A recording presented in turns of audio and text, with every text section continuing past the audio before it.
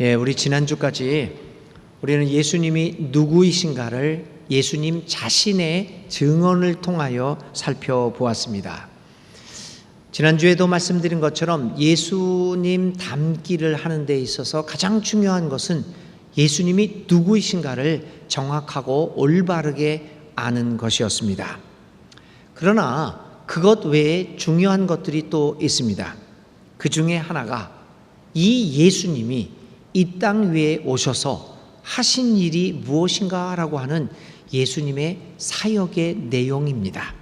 왜냐하면 예수님을 닮아가고자 하는 우리들은 결국 이 땅 위에서 주님이 하시고자 하는 그 일을 계속해야 하기 때문입니다. 주님이 남겨주신 그 사역을 우리가 계속해서 해 나가는 그 한도 안에서 우리는 진정 그리스도인이 될 수 있기 때문입니다. 그래서 오늘부터 약 10주간에 걸쳐서 성경에 나타난, 특별히 복음서를 중심으로 나타난 예수님의 사역의 내용들을 살펴보려고 합니다. 그래서 예수님이 이 땅 위에서 과연 어떤 일들을 해왔는가를 배우면서 그 예수님의 사역에 비추어 오늘 우리들이 하고 있는 일을 평가하고자 하는 것입니다. 그래서 오늘은 무엇보다도 예수님의 사역에 대하여 본격적으로 살펴보기 이전에 그 예수님의 사역을 이해하기 위한 출발점으로서 오늘 본문에 의하여 그분이 가지셨던 아주 독특하고 신비스러운 어떤 체험에 대하여 살펴보려고 합니다. 오늘 우리에게 주어진 본문은 누가복음에도 또 마가복음에도, 그러니까 공간 복음서에서는 다 기록되어 있는 아주 중요한 사건입니다. 우리가 잘 알고 있는 본문입니다. 이 본문은 예수님이 어떤 산에 올라가셨는데 그걸 변화산이라고도 우리가 이야기를 하죠. 그 변화산상에서 예수님이 신비스러운 경험을 하였다라고 하는 것을 보도하고 있습니다.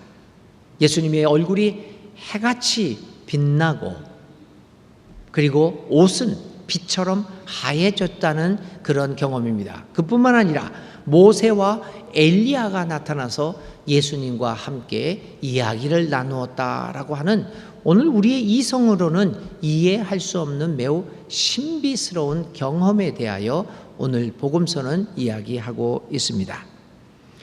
예수님께서 이 변화산상에서 받으셨던 신비스러운 이 이적과 같은 체험은 매우 독특한 것이었습니다. 첫째, 그것은 다른 사람을 대상으로 하여 이루어진 것이 아니라 예수님 자체에게 발생한 사건입니다. 다른 말로 표현하면 매우 개인적인 경험이었다라고 말씀드릴 수 있습니다. 두 번째, 이 사건은 상황의 호전을 가져오는 기적이 아니었습니다. 대부분의 예수님의 이적이 상황의 호전을 가져왔습니다. 앓던 몸이, 병이 나았습니다. 죽은 사람이 다시 살아납니다. 배고팠던 사람이 예수님의 이적으로 배고픔을 만족시킵니다. 이처럼 상황의 호전과 신비스러운 체험이 늘 같이 연계되어 있었는데 오늘 이 체험은 전혀 그런 것이 아니라는 것입니다. 오늘의 말로 표현해 보면 이 체험은 순수한 종교적인 체험이었다 말씀드릴 수 있을 것입니다. 마지막으로 오늘 예수님의 이 체험은 베드로가 예수님에게 신앙 고백을 합니다. 그리고 그에 따라서 예수님이 베드로에게, 자기 자신의 제자들에게 그가 고난을 받고 마침내 죽을 것이며 그리고 다시 사흘 만에 부활할 것이라고 하는 순환과 십자가의 죽음과 부활에 관한 예고 사건 직후에 발생했던 것입니다. 그러므로 예수님의 이 신비스러운 체험을 이해하기 위해서는 우리는 이 체험을 베드로의 신앙 고백과 예수님의 순환, 죽음, 부활에 대한 것과 함께 생각해야만 한다는 것입니다. 결국 예수님이 가지셨던 이러한 신비스러운 종교 체험은 결국에는 그분이 하나님의 아들이며 그리스도임을 고백함으로써 이루어진 것이며, 또한 그러한 고백은 결국에는 예수님의 순환과 죽음과 부활과 직접 연결되어 있다는 사실입니다. 종교적인 체험이, 신비로운 체험이 체험으로만 끝난다고 한다면 그 자체로서는 별다른 의미를 찾아볼 수 없습니다. 오늘 우리는 우리의 본문을 통하여 나타난 예수님의 체험을 살펴보면서 그 체험이 예수님이 이 땅 위에서 하고자 하는 사역과, 그리고 우리가 담고자 하는 예수님의 그 사역과 어떤 관계가 있는가를 살펴보려고 합니다. 먼저 오늘 예수님의 체험은 이 신비로운 체험, 얼굴이 변하고 정말 신비로운 존재였던 그 믿음의 모세와 엘리야와 같은 그런 사람들하고 만나 이야기하는 그러한 신비로운 체험, 그 체험은 어떻게 발생했습니까? 예수님은 오늘 기도하시러 올리브산에 올라가십니다. 그런데 기도하는 도중에 얼굴이 변하고 빛이 나기 시작합니다. 그리고 곧 이어서 모세와 엘리야가 나타나 예수님과 대화를 나누고 있었다고 오늘의 본문은 우리에게 전하고 있습니다. 아무것도 이상한 것이 발견되지 않습니다. 단순히 예수님은 기도하러 올라가십니다. 그런데 거기에서 이해할 수 없는 현상이 나타난 겁니다. 우리는 여기서 매우 우리의 신비로운 체험과 관련해서 매우 중요한 성경적 사실 하나를 발견하게 됩니다. 예수님의 종교 체험, 예수님이 가지셨던 그 신비로운 체험은 그것을 구함으로써 나타난 것이 아니라는 사실입니다. 하나님에게, 하나님, 나에게 화끈한 경험을 주십시오. 화끈하고 뜨거운 신비로운 체험을 주십시오. 그렇다면 내가 하나님을 믿는데 추호도 흔들림이 없을 것입니다. 그러면 내가 하나님의 일을 하는데 어려움이 없을 것입니다. 그러니 나에게 화끈한 체험, 신비스러운 체험을 주십시오라고 구한 결과로 나타난 것이 아니라는 것입니다. 그저 예수님이 하신 일은 정상적으로, 일상적으로 기도하러 산에 올라가셨던 것뿐입니다. 그는 지극히 정상적이고 평범한 신앙생활을 하셨습니다. 우리가 복음서를 잘 보시면, 주의 깊게 예수님의 행동을 보시면 예수님은 그냥 평범하게 사셨습니다. 우리가 기대하는 것만큼 그냥 매일매일 하나님 앞에 신비로운 체험 매달리고 눈에 번쩍번쩍하고 꿈꾸고 꿈에서 하나님이 얘기하고, 우리는 그런 경험을 갖기를 원합니다. 그럼 얼마나 좋을까? 그런데 예수님에게는 그런 경험들이 없는 것 같습니다. 그저 예수님이 하신 일은 뭡니까? 정상적으로 이 유대 사람들은 하루에 3번은 기도하지 않습니까? 정상적으로 기도합니다. 그리고 아침에 일어납니다. 밥 먹습니다. 친구들하고 놉니다. 세리와 여러 사람들하고 어울려서 밥을 잘 먹기를 좋아합니다. 아마 제가 예수님을 닮아서 교인들하고 밥 먹기를 좋아하는 것 같습니다. 가만 성경을 보면 예수님의 밥 먹는 이야기가 참 많이 나옵니다. 혼인잔치도 가고, 오죽했으면 사람들이 예수님을 보고 먹고 마시기를 즐겨하는 사람이다 이렇게 욕을 했을까? 사실 먹고 마시는 게 뭐 큰 죄라고 욕을 하는지요. 그렇죠? 그래서 저는 예수님을 닮아가려고 주로 먹고 그런 걸 아주 좋아합니다. 요즘은 좀 조심하기는 하지만요. 이렇게 예수님 가만 보니까 별다르게 크게 독특한 일을 하신 것 같지 않습니다. 그냥 사람으로서 살아가셨습니다. 오늘도 예수님은 제자를 데리고 산으로 올라갔습니다. 특별한 일같이 보이죠? 아닙니다. 유대 랍비들에게 있어서 제자들을 데리고 한적한 곳으로 가서 기도드리는 것은 너무나도 당연하고 일상적인 생활입니다. 예수님만이 하신 게 아닙니다. 모든 사람이 그렇게 했습니다. 그래서 예수님은 그러한 유대교의 풍습에 따라 제자들을 데리고 기도하러 가십니다. 그리고 정상적으로 평범한 평범하게 일상적으로 기도하는 중에 오늘 본문에 기록한 신비스러운 체험을 하게 되었다는 것입니다. 교우 여러분, 우리들은 많은 경우 종교 생활에 있어서 신비로운 체험을 중요시하고, 그래서 어떤 때는 그것을 달라고 하나님 앞에 안달을 부리기도 합니다. 그것만 있으면 나는 신앙생활을 하는 데 있어 흔들림이 없을 것 같다고 합니다. 그런데 여러분, 종교에 있어서 신비 체험은 내가 하고자 해서 하는 것이 아닙니다. 억지로 원해서 되는 것도 아닙니다. 예수님의 경우처럼 지극히 정상적인 신앙생활을 통해서 하나님이 원하시는 때에 그분의 뜻에 따라 그분의 방법대로 나타나는 것입니다. 그러므로 우리는 이 체험을 위하여 하나님께 간구할 필요가 없습니다. 예수님은 그의 평생을 통하여 화끈한 체험 해달라고 이런 일로 하나님께 간구한 적이 없습니다. 오히려 담담히 하나님께 자신을 맡기고 하나님의 뜻을 묵묵히 추구하는 가운데 하나님이 오늘 그에게 이러한 신비스러운 체험을 허락하는 것입니다. 교우 여러분, 하나님의 신비 체험은 어떤 때 얻습니까? 정말 조용히 하나님께 나의 일생을 그분의 손에 맡기고 일상적인 삶을 통해서 묵묵히 주님의 뜻을 구하고 매 순간의 삶에서 하나님의 뜻을 실천해 나갈 때 그 과정 속에서 하나님은 우리를 만나 주시고 우리에게 잊지 못할 체험들을 허락하시는 것입니다. 그러할 때 이러한 신비 체험은 우리의 믿음 생활을 더욱 풍요롭게 만들어 주고 우리를 더욱더 자유로운 사람으로 만들어 가게 되는 것입니다. 그러나 그 반면 하나님의 뜻이 아닌 자신이 강요해서 경험하는 체험들은 어떤 경우에는 우리의 인격에 깊은 손상을 입히기도 합니다. 여러분, 그래서 우리가 신앙생활하거나 우리 삶을 살아갈 때 이 믿음과 관련된 이야기들을 조심히 다뤄야 할 필요가 있습니다. 여러분이 의식하지 못하는 사이에 우리의 인격에 깊은 손상을 입히기 때문입니다. 특히 여러분, 카톡방에서 돌아다니는 이상한 것들이죠.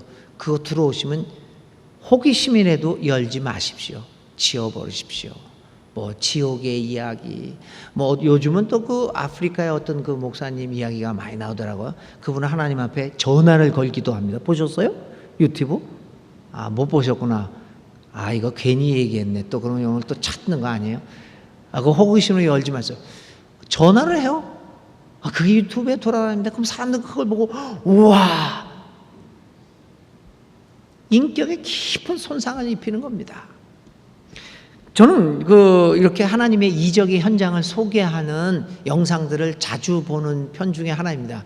그 이유는 저는 이제 공부하는 사람으로서 이렇게 신학을 가리키고 성서를 연구하는 사람으로서 그거에 대한 비판적인 성찰을 하기 위해서 즐겨는 아니지만 이제 보게 됩니다.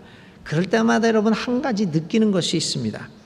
그것은 이 이적들이, 이러한 신비 현상들이 하나님의 뜻과 하나님의 방법과 혹은 하나님의 때에 맞추어 이루어지는 것이 아니라 오히려 인간의 강요에 의해서 마지못해 나타나는 체험으로 보일 때가 많다는 것입니다.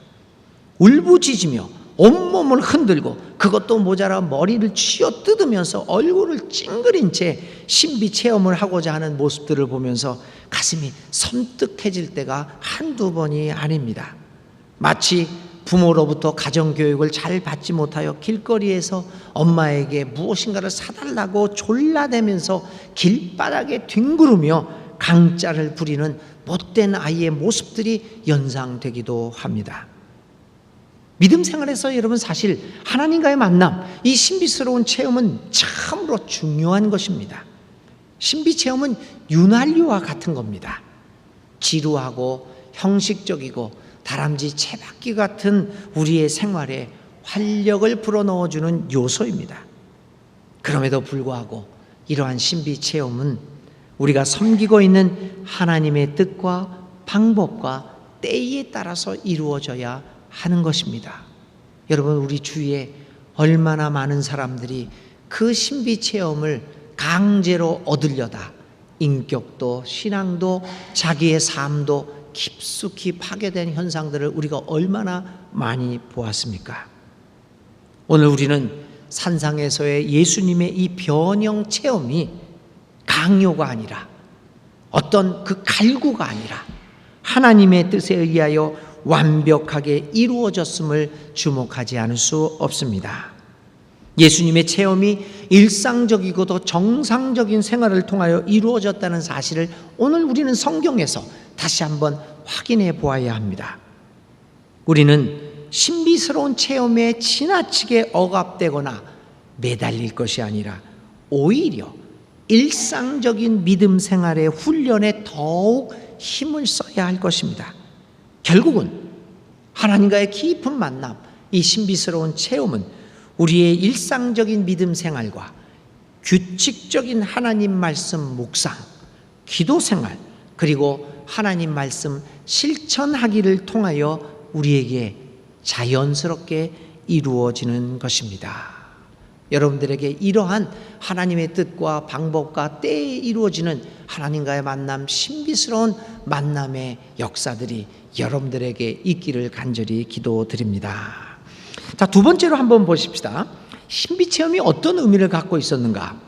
예수님은 그의 신비체험을 통하여 얼굴이 변하고 빛이 나며 또 영광 중에서 모세와 엘리야와 대화하는 모습을 보여줍니다.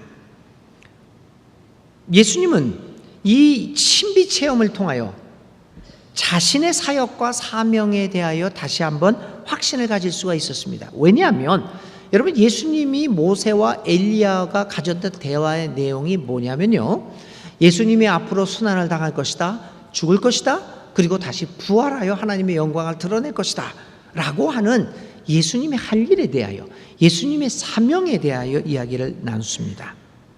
예수님이 이렇게 영광 중에 모세와 엘리야와 함께 대화를 나눕니다. 모세와 엘리야는 누구입니까? 이스라엘 역사를 대표하는 두 기둥입니다. 이스라엘 사람들에게 모세는 율법을 대변하는 상징적인 인물입니다. 엘리야는 예언을 대표하는 상징적 인물입니다. 이스라엘 백성들은 율법을 통하여 하나님 앞으로 나아가는 방법을 배웁니다. 또 예언을 통하여 하나님의 뜻이 무엇인지를 분별하는 지혜를 배웠습니다. 하나님 앞으로 나아가며 하나님의 뜻이 무엇인지를 분별하는 지혜를 가지고 이 두 기둥을 가지고 이스라엘 역사는 유지되어 왔다는 것입니다. 그러므로 모세와 엘리야, 이 두 사람은 이스라엘의 역사를 지탱해 주고 있는 두 기둥입니다.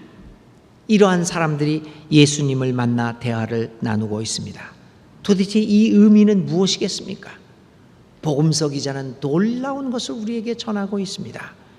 예수님 안에서 율법과 예언으로 대변되는 하나님의 뜻이 완벽하게 만나고 있음을 기록하고 있는 겁니다. 이 복음서 기자들은 이 변화산성에서 예수님이 모세와 엘리야와 만나 대화하는 것을 통하여 예수님이 하나님의 뜻의 완벽한 표현이라고 하는 것을 우리에게 보여주고 있습니다. 결국 이 신비스러운 체험을 통하여 이 복음서 기자들이 전해주고자 했던 것은 화끈한 경험이 아닙니다. 이 경험을 통하여 결국은 예수님은 율법의 완성자로 오셨고 또 하나님의 뜻을 완벽하게 대변하는 예언자의 사역의 완성자로 이 땅에 오셨음을 보여주고 있습니다. 예수님은 율법의 완성입니다. 예수님은 예언의 완성입니다. 그러므로 우리는 예수님의 사역과 생애를 통하여 하나님의 뜻이 무엇인가를 정확하게 알게 되는 것입니다. 오늘 복음서 기자가 말하고자 하는 목적이 여기 있습니다.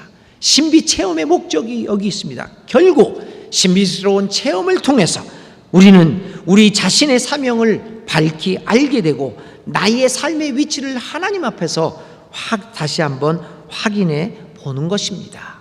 하나님 앞에서 내 자신의 삶을 점검하는 계기가 되는 것이 신비 체험의 목적입니다. 그러므로 여러분, 내가 신비스러운 체험을 했다. 그것은 공통적인 경험이라기보다는 오히려 개인적인 경험일 경우가 많습니다. 물론 공동체적인 신비 경험도 가끔은 있습니다. 특별히 한 나라의 운명과 한 사회의 역사의 방향을 깨우쳐 주기 위한 공동적인 경험이 있기는 합니다만은 대체적으로 신비적인 체험은 개인적인 것입니다. 그런 의미에서 신비 체험은 대중 앞에서 간증거리가 되어서는 안 됩니다. 자기가 했던 신비로운 체험을 가지고 동네방네 간증하는 것은 올바른 일이 아닙니다. 선전도구로 신비 체험이 악용되어서는 안 됩니다. 신비 체험은 지극히 개인적인 체험이기 때문입니다. 그래서 그 신비 체험을 여러 번 간증하며 그것을 전문적으로 사용하는 일이 있어서는 안 되는 것입니다. 오늘 우리에게 베스트셀러 되는 책들, 하나님의 대사라든지 여러 가지 그런 책들이 뭘 얘기합니까? 자기가 경험했던 소위 신비적인 체험을 책으로서 모든 사람들에게 공통적인 체험으로 만들어가고 있지 않습니까? 굉장히 위험한 것입니다. 신비 체험은 온전히 하나님께 속한 것으로 우리의 신앙의 유익을 위해서 내 자신의 사명을 확고히 하기에 필요한 것입니다. 그러므로 우리는 신비스러운 체험을 통하여 우리가 믿고 있는 예수님이 어떠한 분이시란 것을 더욱 확실히 알아갈 것입니다. 사랑하는 여러분, 우리는 이러한 체험을 통하여 예수님이 누구시라는 것을 확신하게 되고 그 예수님을 닮아가는 우리들이 어떤 사명을 감당해야 하는가를 확신하게 될 것입니다. 교우 여러분, 우리 모두는 우리의 신앙을 확고하게 해주고 우리로 하여금 예수님의 길을 따라가게 만드는 귀한 힘과 용기를 주는 신비스러운 체험을 사모해야 합니다. 그러나 인격에 손상을 입히고 억눌린 신앙생활을 가져다주는 거짓되고 강요된 신비 체험이 아니라 우리의 헌신의 사명과 섬김의 사명을 확실하게 해주는 그러한 신비 체험을 사모해야 할 것입니다. 마지막으로 이 신비 체험을 한 이후에 제자들이 보인 반응과 예수님의 보인 반응을 비교하면서 오늘의 말씀을 마치려고 합니다. 제자들은 잠깐 졸고 있었습니다. 그러던 중에 예수님의 신비스러운 체험을 목격합니다. 너무나도 놀라웠습니다. 자신의 스승이 예수님이 모세와 엘리야와 같은 위대한 이들과 어깨를 나란히 하고 있는 분이라는 것을 알게 되었던 것입니다. 얼마나 놀라운 일입니까? 그렇게 그 유명한 사람하고 그렇게 역사에 뛰어난 사람하고 내 선생님이 같이 자리를 하고 있다? 얼마나 좋습니까? 여러분들도 여러분의 목사가 어떤 사람들하고 자리를 같이 하는 거 보면 대단하다고 생각하지 않습니까? 저는 그런 경험이 하나도 없기는 하지만 너무 놀라웠습니다. 너무나 좋았습니다. 황홀해합니다. 이때다 그들은 생각했는지도 모릅니다. 저 산 아래로 내려가면 거기에는 혼란스러움과 어려움이 있습니다. 어쩌면 제자들은 그 세상의 혼란스러움과 어려움을 잊기를 원했을지도 모릅니다. 그래 예수님이 그 모세와 엘리야와 함께 있는 이 자리가 에덴 동산이라고 생각했을지도 모릅니다. 여기서 살면 모든 시름과 걱정 근심 없이 살 수 있을 것이라고 생각했을지도 모릅니다. 그래서 예수님에게 이런 제안을 합니다. 여기가 좋습니다. 그러니 여기에 초망을 짓고 우리 여기서 삽시다 라고 얘기를 합니다. 예수님은 그 유혹을 물리칩니다. 17장 9절에는 마을로 내려가는 예수님이 기록되어 있습니다. 오늘은 우리가 읽지는 않았지만요, 이 체험을 마친 후에 예수님은 다시 마을로 내려가십니다. 예수님은 묵묵히 그러한 신비 체험을 뒤로 하고 마을로 내려갑니다. 교우 여러분, 우리의 믿음에서 신비 체험은 참으로 중요합니다. 그러나 그것이 체험 안에 우리로 하여금 매몰되게끔 하는 것이 되어서는 안 됩니다. 얼마나 많은 사람들이 신비 체험을 중요시한 나머지 그것에 매몰되어서 정상적인 생활을 잃어버리고 균형 잃은 모습으로 살아갑니까? 또한 그러한 모습으로 얼마나 많은 가정과 사회에 무리를 가져왔고 혼란을 빚어왔습니까? 사람들은 이렇게 쉽게 신비 체험에 빠져 들어갑니다. 그리고 그 체험을 통하여 현재의 어려움을 잊고자 합니다. 그것은 마치 진통제와 같아서 근본적인 치유는 하지 않은 채 현상적인 앞가림만 하는 것이 될 것입니다. 교우 여러분, 신비로운 종교 체험은 오늘의 현실을 잊기 위한 것이 아닙니다. 그것은 오늘을 망각하기 위한 것이 아닙니다.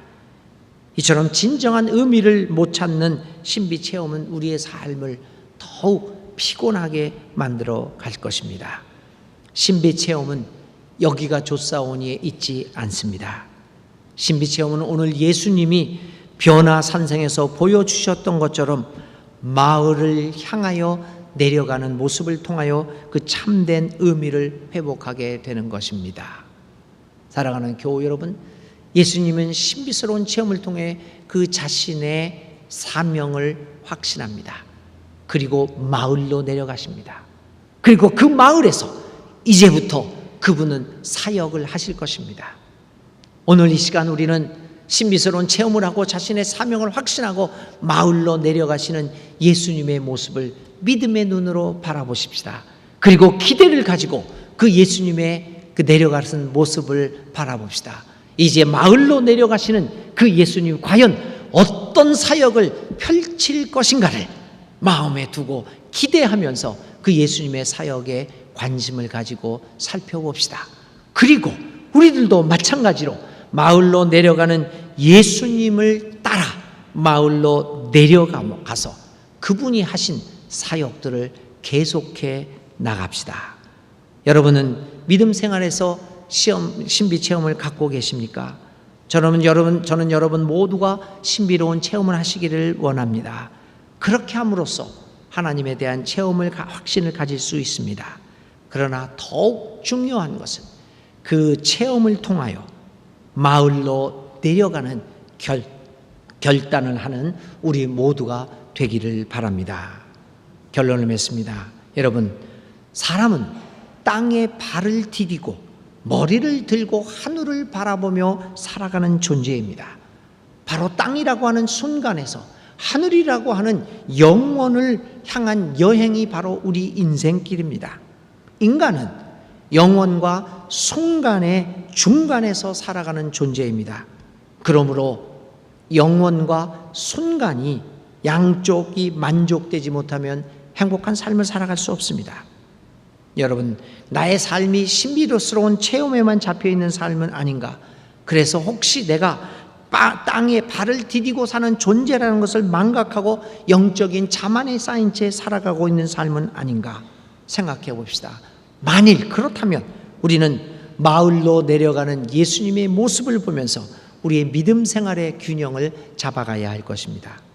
또 다른 한편, 혹시 나는 땅의 삶에만 연연하여 조금도 영혼의 문제를 생각하지 않으며 오직 땅만 바라보며 살아가는 삶은 아닌지 살펴보아야 합니다. 만약 그렇다면 호련히 얼굴이 변하고 광채가 나면서 모세와 엘리야와 영광 중에 만나는 예수님의 체험을 상기해야 할 것입니다. 그래서 균형 잡힌 모습으로 돌아와서 우리의 매일의 삶에서 땅의 순간에서 하늘의 영원으로 이루어지는 아름다운 여행을 하는 귀한 우리 교우들이 다 되시기를 주님의 이름으로 기원드립니다.